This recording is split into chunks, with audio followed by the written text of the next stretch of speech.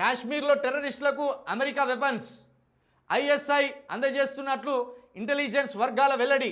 భద్రతా బలగాల్లో కలవరం. ఆఫ్ఘన్లో యుఎస్ సైనికులు వదిలిపెట్టిన ఆయుధాలేనని నిర్ధారణ. మొత్తానికి కాశ్మీర్లో అమెరికా నుంచి వెపన్స్ వస్తున్నాయట. కాశ్మీర్ టెర్రరిస్టులకు అమెరికా నుండి వెపన్స్ అందుతున్నాయట. మరి మన దేశానికే ఓ విశ్వగురువు గారు ఉన్నారు. ఆ విశ్వగురువు గారికి తెలియకుండా ఈ వెపన్స్ ఎట్లా వస్తున్నాయి అంటే విశ్వగురువు గారు ఫెయిల్ అయినట్టేనా?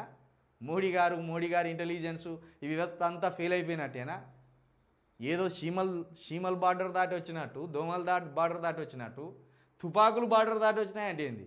ఎక్కడో 24 గంటలు ప్రయాణం చేస్తే తప్పించి భారతదేశానికి రాలేడు. 24 గంటల ప్రయాణం, సముద్రాలు దాటి రావాలి. మరి సముద్రాలు దాటి తుపాకులు వచ్చినాయంటే మోడీ గారి వ్యవస్థ మొత్తం ఫెయిల్ అయినట్టేగా.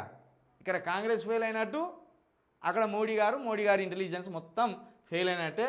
మొత్తానికి భద్రతా బలగాల్లో కలవరం ఏర్పడ్డది. అమెరికా నుండి కాశ్మీర్ టెర్రరిస్టులకు ఆయుధాలు అందుతున్నాయంటే ఇక మన మోడీ గారు భారతదేశాన్ని ఎంత పటిష్టంగా పరిపాలిస్తున్నాడో అర్థం చేసుకోరు.